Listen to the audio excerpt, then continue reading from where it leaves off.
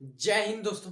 आज हम लोग जो है इस एक वीडियो में पूरा उत्पादन लागत चैप्टर कंप्लीट करेंगे। और इसमें कोई मैं जो है सिर्फ टॉपिक वाइज या हम जो झटपट में या घर भर में जो है सिर्फ कवर टॉपिक को परिभाषा जानती जानती जो है खत्म नहीं करेंगे, बल्कि बड़ी ही गहराई से सिर्फ एक ही वीडियो में पूरा चैप्टर क्लियर करेंगे। अन्यथा जो है हमें जो है हर बार जो है अलग अलग एक एक पॉइंट के लिए अलग अलग वीडियो देखना पड़ता है, जिसमें कि टाइम भी बहुत लगता है। लेकिन यहाँ पर जो आपको मिलेगा इस चैनल पर जो है एक ही वीडियो में पूरा चैप्टर कवर मिलेगा, वो भी एकदम बारीकी के साथ।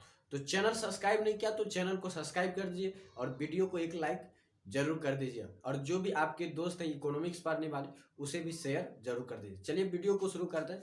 सबसे पहला जो है वो है जो इस चैप्टर का जो नाम है वो है लागत। तो हम एक फैमिली की तरह समझते हैं, एक कहानी की तरह। एक फैमिली है जिसका गार्जियन है, जो पेरेंट्स का जो नाम है वो है उत्पादन लागत या लागत बोल सकते हैं। कि पेरेंट्स जो है वो है लागत। लागत के तीन बेटे, मौद्रिक लागत, वास्तविक लागत और अवसर लागत। तो याद रखिएगा, लागत के तीन बेटे, मौद्रिक लागत, अवसर लागत और वास्तविक लागत। फिर जो है मौद्रिक लागत के भी तीन बेटे हैं, वो है स्पष्ट लागत, अस्पष्ट लागत और सामान्य लाभ। ये तीन बेटे, तो ये इस तरह से इसकी फैमिली है।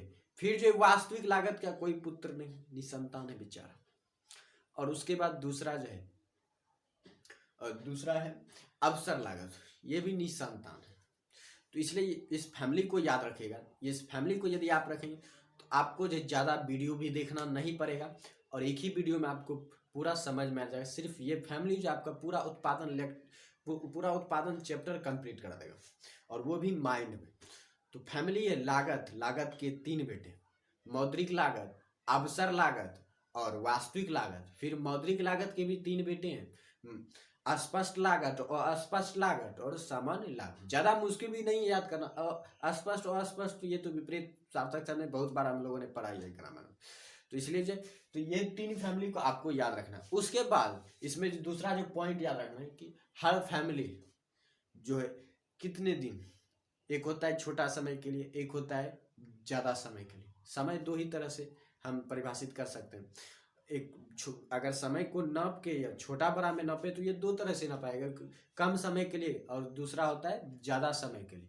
तो अगर एक मौके की तरह देखें, इस फैमिली को अगर एक मौके की तरह के देखें तो इसके लिए इसके पास जो जो समय का तरीका है वो दो तरह से, एक अल्पकाल एक दीर्घकाल। एक अल्पकाल दूसरा दीर्घकाल। एक है लंबे समय के लिए दीर्घकाल और कम समय के लिए अल्पकाल। अल्प का मतलब ही होता है कम, दीर्घ का मतलब होता है लंबा। तो इसलिए ये अल्पकाल के लिए और दीर्घकाल के लिए उसमें भी जो समान है कि जब ये छोटे समय के लिए उत्पादन, ये परिवार जो है छोटे समय के लिए लागू होता है, जब लागत छोटे समय के लिए लागू होता है तो इसमें कुछ जो है अस्थिर भी होते हैं, कुछ स्थिर भी होते हैं। अस्थिर करने का मतलब परिवर्तनशील। तो अल्पकाल में जो इसकी फैमिली जो है, कुछ फैमिली जो है बदलती भी रहती है और कुछ फैमिली जो इसकी फैमिली मेंबर्स जो है कुछ स्थिर रहती है हमेशा के लिए। और दीर्घकाल में इसकी जो पूरा फैमिली है वो परिवर्तनशील होती है। तो अल्पकाल में जो ये स्थिर और परिवर्तनशील दोनों होती है, और दीर्घकाल में उत्पादन लागत जो केवल परिवर्तनशील होते हैं। अब इसको बारीकी से जब फैमिली मेंबर वाइज जो हम समझते हैं कि कौन सी फैमिली मेंबर्स कौन सा काम करती है। ये तो समझ के मौद्रिक का। अब इसको हम इस फैमिली को अपने दिनचर्या के हिसाब से समझते हैं कि हम कोई जो वस्तु खरीद रहे हैं। अगर मान लीजिए हम बाजार गए, कुछ मान लीजिए हम अभी जो मान लीजिए कि परवल का समय आने वाला है या अभी मैंगो का समय। तो मैंगो का समय, तो यहाँ पर जो मैंगो का समय है, अब 1 किलो मैंगो खरीदने के लिए हम 10 रुपया पे कर रहे हैं, या 10 रुपया पे करें, कोई 50 रुपया करता है, कोई 100 रुपया करता है। तो जो जितना पे करता है वो उसकी उस वस्तु के लिए उत्पादन, वो जो उसकी लागत कहलाती है।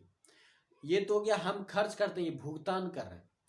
अब अगर उस दृष्टि से देखा था, जिसने उस आम को पैदा किया, पैदा करने का मतलब पैदा तो उसे काश ने किया है, लेकिन उसे जो पाल पोस कर जिसने पढ़ाया है। एक किसान की बात करते हैं, एक बगीचे के किसान की बात करते हैं, तो उसने जो सबसे पहले जो उस पर जितना चीज़ खर्च किया उस आम को पैदा करने में, या उस आम को जो देखभाल करने में, उस आम को पैदा करने में उसने जितना लागत लगाया उन सब का जो मौद्रिक है उसमें जो उसने मौद्रिक भुगतान किया, उसमें जो उसने मौद्रिक भुगतान होता है मुद्रा के रूप में भुगतान करना, पैसे के रूप में भुगतान करना, तो वो जो मौद्रिक भुगतान होता है। तो उसने जितना भुगतान किया मौद्रिक रूप से वो जो है वो उसका मौद्रिक लागत करें।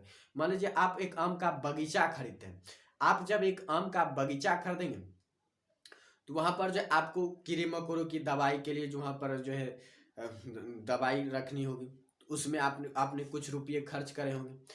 उसके बाद आपको बगीचे में जो मान लीजिए बहुत बड़ा बगीचा है तो आप अकेले देखभाल नहीं कर सकते, तो आप वहाँ पर कुछ मजदूर रखें, तो मजदूर को रखने में भी आपने कुछ रुपये खर्च किए होंगे, वहाँ पर भी आपने मुद्राएं दी, वो मुद्रा खर्च हो गई।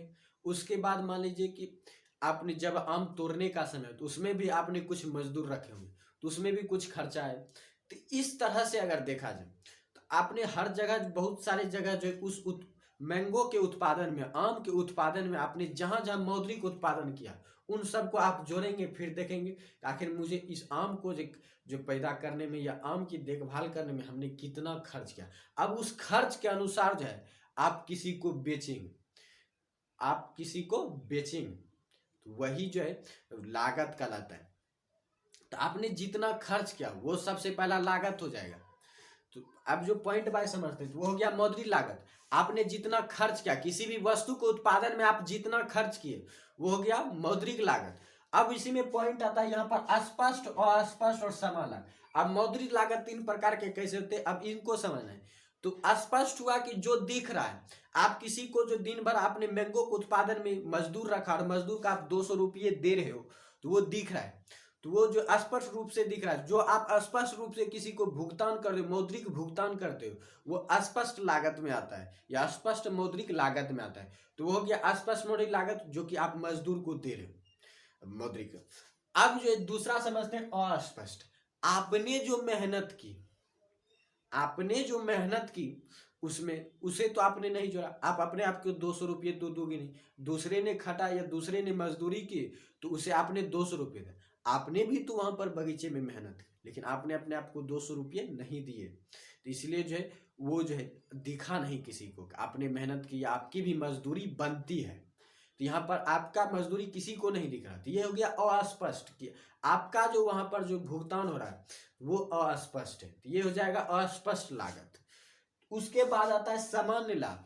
अब मान लीजिए पूरी लागत हम समझ गए कि एक आम पर हमने 10,000 रुपये खर्च किए, एक आम पे 10,000 बहुत बड़ा हो गया। मान लेते 1 क्विंटल आम है, 1 क्विंटल आम पे आपने 10,000 रुपये खर्च किए, वो तो 10,000 हो गया लागत। आप उतने में तो बेचोगे नहीं, क्योंकि हर कोई जो भी व्यापार करता है या जो कोई भी बेचता है वो अपने लाभ के लिए बेचता है, बेकार में कोई नहीं बेचेगा।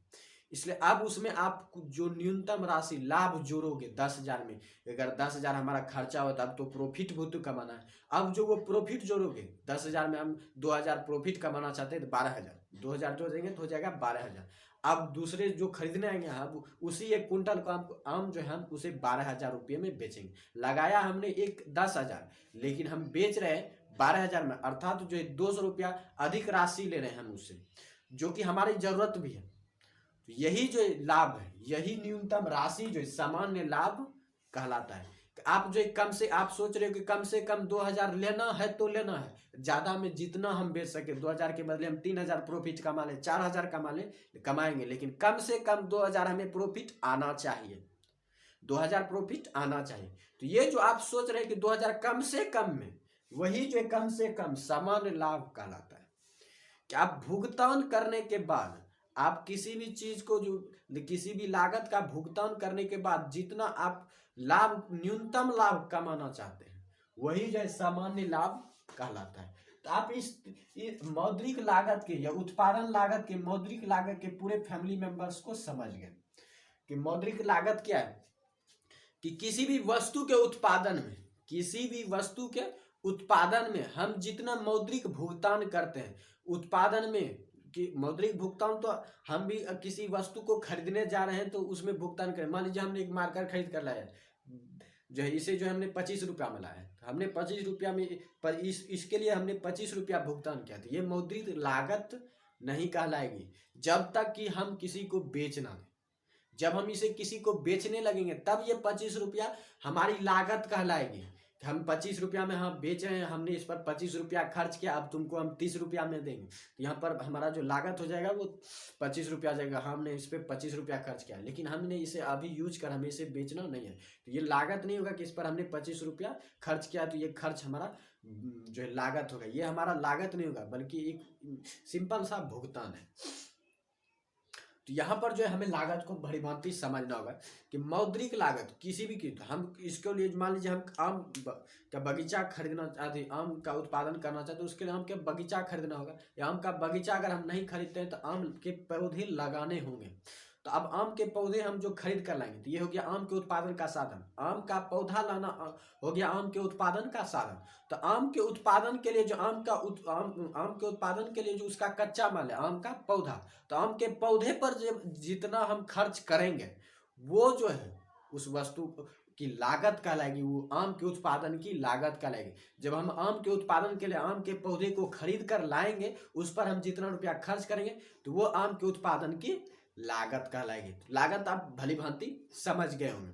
तो जो भी डाउट्स हो तो वो आप कमेंट में कर दीजिए, उस पर अलग से मैं जो है वीडियो बना दूंगा। तो लेकिन जो सबसे पॉइंट होता है कि हमें समझना बहुत जरूरी होता है। तो ये हो गया उत्पादन लागत के आसपास जो हमें दिख रहा है। तो अगर इसका परिभाषा रूप में बनाना चाहे तो वैसा मौद्रिक लागत, वैसी मौद्रिक लागत जो हम स्पष्ट रूप से या प्रत्यक्ष रूप से किसी को भुगतान करते हैं उत्पादन के साधन के लिए, या किसी वस्तु के उत्पादन के लिए जो है हम किसी को भुगतान करते हैं उत्पादन के साधन के लिए, तो वो जो है अस्पष्ट मौद्रिक लागत कहलाता है। अब हो गया अस्पष्ट लागत कि वैसा मौद्रिक लागत जो अप्रत्यक्ष रूप से भुगतान किया जाता है, वो अस्पष्ट मौद्रिक लागत कहलाता है। उदाहरण में देंगे जैसे कि एक जो है मजदूर या एक व्यापारी जो अपने व्यापार को आगे बढ़ाने में जो वो खुद जो मेहनत करता है वो किसी को नहीं दिखता, वो खुद को अपनी मजदूरी नहीं देता है, तो वो जो स्पष्ट रूप से नहीं दिख रहा है वही जो है उसका वही जो है अस्पष्ट लागत है। उसके बाद है सामान्य लाभ कि कोई भी व्यक्ति या कोई भी व्यापारी अपनी जो न्यूनतम लाभ के लिए जितना न्यूनतम राशि अपनी लागत में जोड़ता है वह जो उसका सामान्य लाभ कहलाता है। उसके बाद आ गया वास्तविक लागत। ये जो वास्तविक लागत ये एक सामाजिक लागत है, एकदम इसके तरह अस्पष्ट लागत की तरह, अस्पष्ट की लागत की तरह कि कोई भी व्यक्ति किसी भी वस्तु के उत्पादन में अपना जो शारीरिक भुगतान करता है, शारीरिक परिश्रम रूप में जो भुगतान करता है किसी वस्तु के उत्पादन के लिए या किसी वस्तु के उत्पादन में उस वस्तु के उत्पादन के कच्चे माल के लिए, तो वो जो है वास्तविक लागत कहलाता है।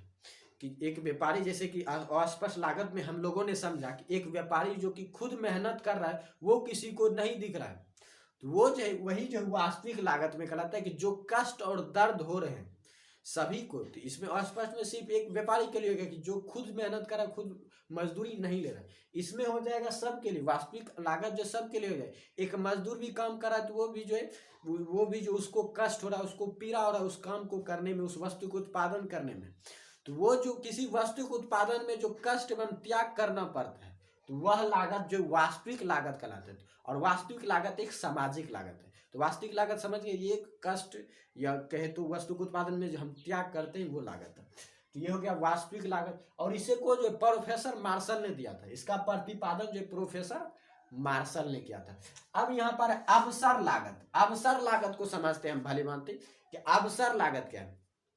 तो अवसर मतलब होता है मौका, ये हम भली भांति जानते हैं, आप भी जानते होंगे। ये जो भली भांति मौका, तो मान लीजिए कि एक व्यक्ति है या आप ही मान लीजिए आपके पास कोई डिग्री है जिसके आधार पर आपके पास 3 नौकरी लेने की संभावना है, या आपको उस डिग्री के आधार पर जो है 3 नौकरी का ऑफर है जिसमें कि जो है एक में 10,000 का वेतन मिल रहा है, 10,000 प्रति माह का वेतन मिल रहा है, दूसरे में 5,000 का प्रति माह का वेतन मिल रहा है 5,000, और तीसरे में जो है 2,500 का वेतन मिल रहा है, 2,500 का वेतन मिल रहा है। एक डिग्री के आधार पर आपको 3 नौकरी का ऑप्शन है, तो आप सबसे पहले किसको चुनेगा? आप इसी को चुनोगे, वेतन को ही 10,000 वाले को ही चुनोगे।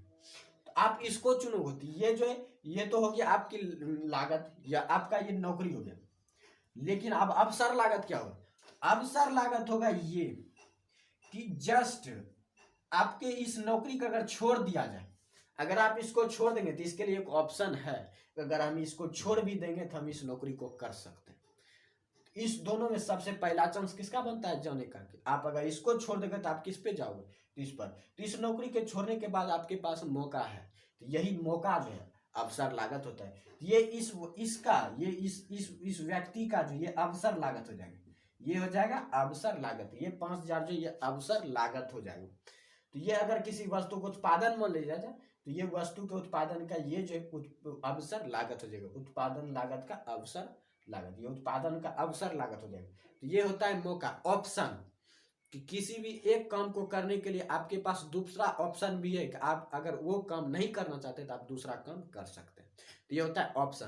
तो यही है अवसर लागत, कि दूसरा कोई कार्य एक किसी वस्तु को उत्पादन के स्थान पर किसी अन्य जो स्थान पर जो, या किसी वस्तु के उत्पादन के लिए, किसी वस्तु के उत्पादन के लिए अन्य जो दूसरी वैकल्पिक वस्तु के उत्पादन का जो त्याग करना पड़ता है वही लागत अवसर लागत कहलाती थी। इसका जो हमने त्याग कर दिया, इन दोनों का हमने त्याग कर दिया, ये इसको छोड़ देते ये तो चांस बनता था कि अगर इसको हम कर लेंगे, इसको नहीं करेंगे तो इसको करेंगे, लेकिन हम इसके लिए हमने इसका त्याग कर दिया, तो हमने इसके लिए इसका त्याग कर दिया। तो यही जो त्यागी गई लागत है वही अवसर लागत कहलाती है। तो सिंपल वर्ड में बोले तो त्यागी गई लागत किसी वस्तु के उत्पादन में उत्पादन साधन के लागत के लिए किसी अन्य वस्तु के उत्पादित साधनों के द्वारा त्यागी गई लागत जो है उस वस्तु की जो है ये उस वस्तु के उत्पादन की अवसर लागत कहलाती है।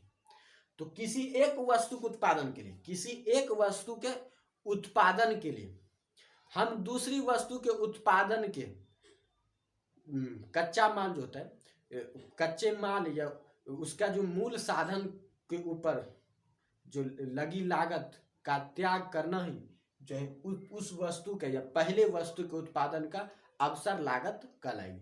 तो अवसर लागत हम कह सकते हैं किसी एक वस्तु उत्पादन के लिए जो दूसरी वस्तु की जितनी लागत की मात्रा त्यागी जाती है वही अवसर लागत कहलाती है। तो इसको हम भली भांति समझ गए कि अवसर लागत क्या है। अब है समय, समय बड़ा बलवान है कि तो यहाँ पर इसी को समझना कि एक छोटा समय, किसी के पास कम समय होता है तो किसी के पास ज्यादा समय होता है। तो एक अल्पकाल के लिए एक दीर्घकाल के लिए। तो अल्पकाल में स्थिर लागत भी होता है। अल्पकाल में उत्पादन लागत दो टाइप के होती है, स्थिर लागत और परिवर्तनशील लागत, और दीर्घकाल में ये केवल परिवर्तनशील होते हैं। तो स्थिर लागत को सबसे पहले हम स्थिर लागत को समझते हैं। तो स्थिर लागत जो है ये स्थिर साधन से जो हमें प्राप्त पुरस्कार है या स्थिर साधन से प्राप्त जो हमें मजदूरी मिलती है, श्रमिक मिलती है, वही जो स्थिर लागत कहलाती है। तो स्थिर साधन से प्राप्त पुरस्कार स्थिर लागत कहलाती है और परिवर्तनशील साधन से प्राप्त पुरस्कार परिवर्तनशील लागत कहलाता है। तो लागत को जो यहाँ पर साधन की हमेशा बात आएगी, क्योंकि जो साधन की हमेशा बात आएगी, क्योंकि जैसा कि अभी तुरंत हमने मार्कर का ऑप्शन दिया था, अभी जो हमने 25 रुपया में खरीदा तो ये 25 रुपया हमने जो इस मार्कर के लिए भुगतान किया ये लागत नहीं कहलाई जब तक कि हम इसे बेचने के लिए, इसे विकृत करने के लिए हम तैयार ना हो जाएं। इसीलिए साधन की बात की जाती है कि जो तब ये साधन बन जाएगी, हमारे कमाने का जो ये साधन बन जाएगा। अगर हम इसे 25 रुपया में लाए फिर हम इसे अगर 30 रुपया में बेचे तो ये हमारे जो कमाने का जरिया बन जाएगा, तो ये हमारे कमाने का साधन बन जाएगा। तब ये मार्कर तो रहेगा लेकिन हमारे लिए नहीं रहेगा, हमारे लिए सिर्फ एक साधन बन जाएगा, हमारे लिए एक कमाने का जरिया बन जाएगा। तो इसलिए जो है यहाँ पर साधन की हमेशा बात आएगी, और साधन नहीं तो लागत भी नहीं, क्योंकि हम लागत हमेशा साधन पर ही खर्च करते हैं, वस्तु पर नहीं या वस्तु के उत्पादन पर नहीं, बल्कि हम साधन पर खर्च करते हैं। वस्तु के उत्पादन में जो साधन जरूरी है उस पर हम जो खर्च करते हैं लागत, इसलिए जो हमेशा साधन की बात आएगी ही आएगी। तो यहाँ पर जो स्थिर साधन और परिवर्तनशील साधन से समझ गए कि स्थिर साधन से प्राप्त पुरस्कार स्थिर लागत कहलाती है और परिवर्तनशील साधन से प्राप्त पुरस्कार परिवर्तनशील लागत कहलाता है। अब समझते हैं कि स्थिर लागत में और परिवर्तनशील लागत में कौन कौन आता है। अगर मान लीजिए आप कहीं पर भाड़े पर रहते हैं, 1000 रुपये रूम के भाड़े पर रहते, तो वो घर हिल के कहीं जाने वाला नहीं है, वो घर वहीं का वहीं रहेगा। तो वो घर जो है स्थिर साधन में आएगा।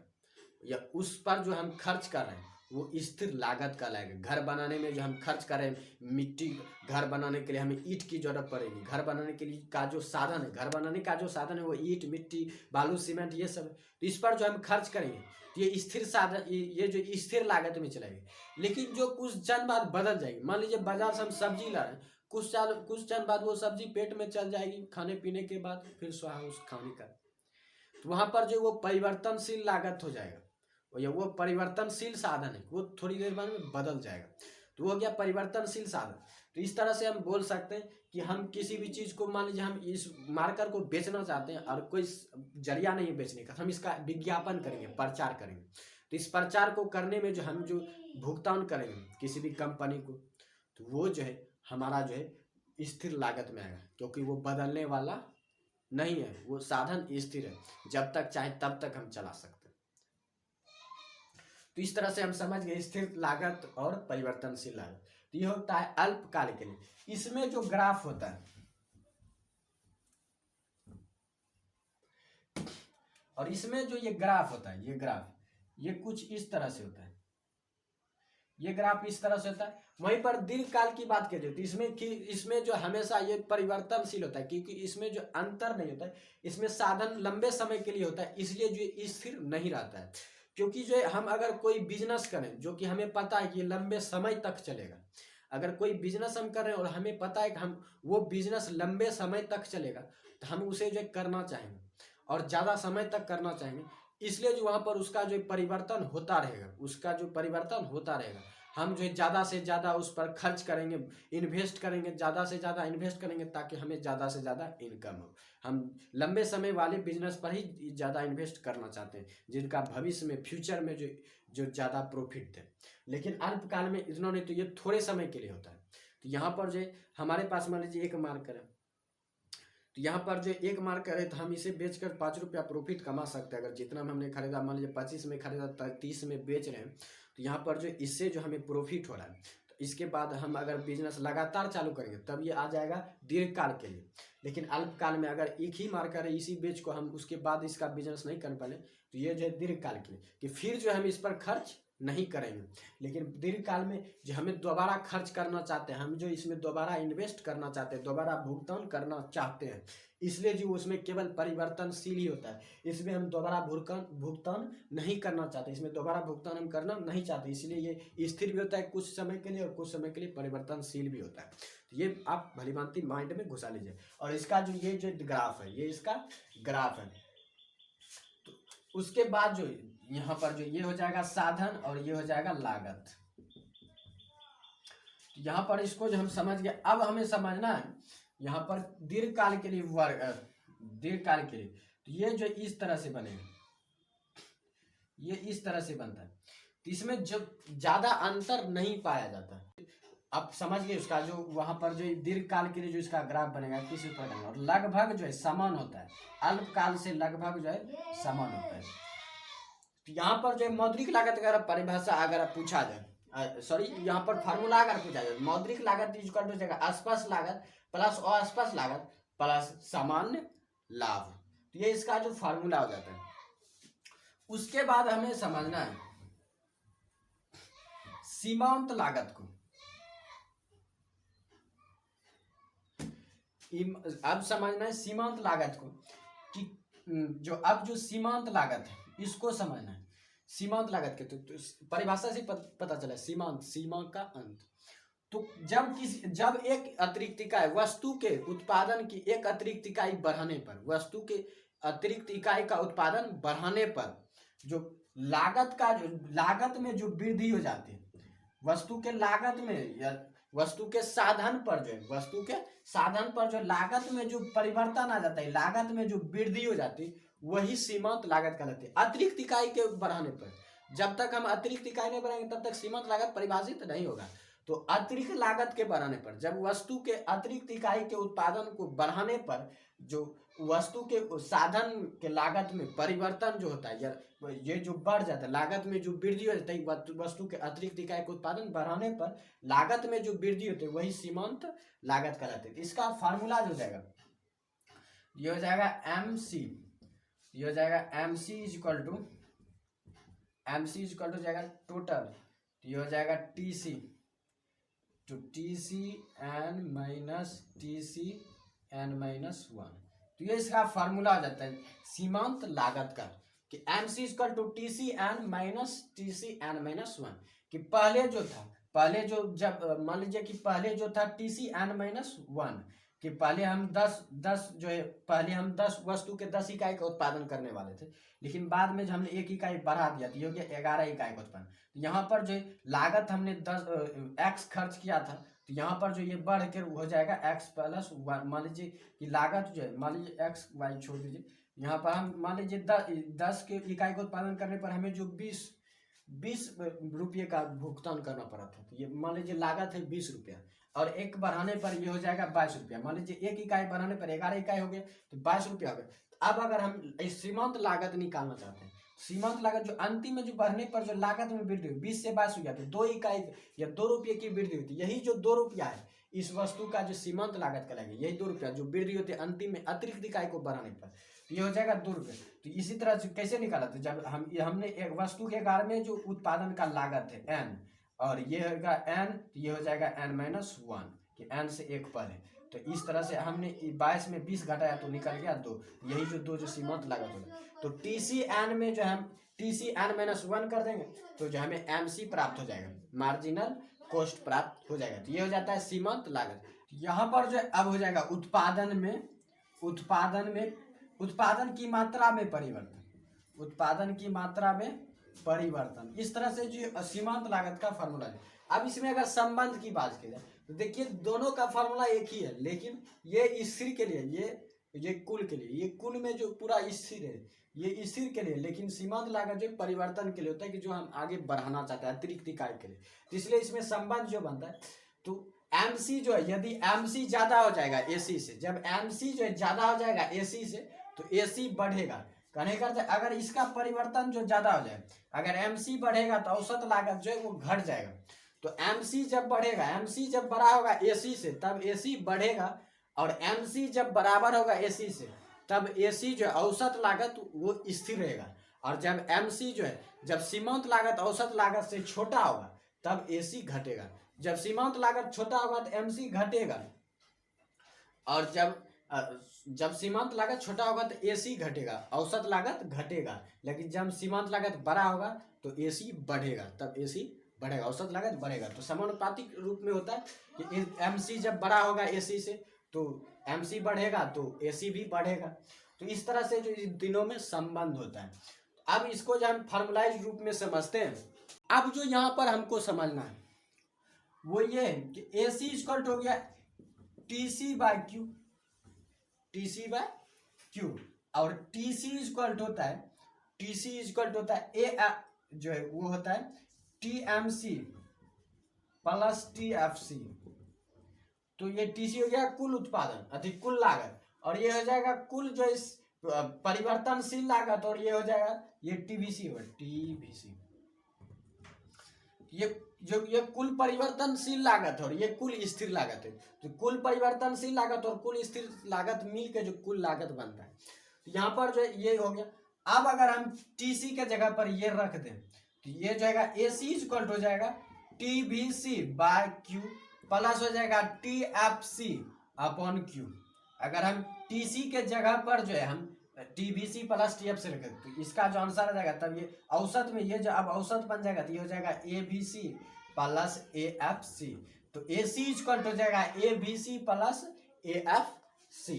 तो इस तरह से जो आपसे एग्जाम में पूछे जाएंगे कि सीमांत लागत क्या है या मौद्रिक लागत क्या है या लागत का विश्लेषण करें, तो आप जो है आप भली भांति जो है आप समझा सकते हैं, किसी को भी समझा सकते हैं। ये एग्जाम में एक बेहतर ढंग तरीके से जो है आप लिख सकते हैं और अच्छे अंक पा सकते हैं।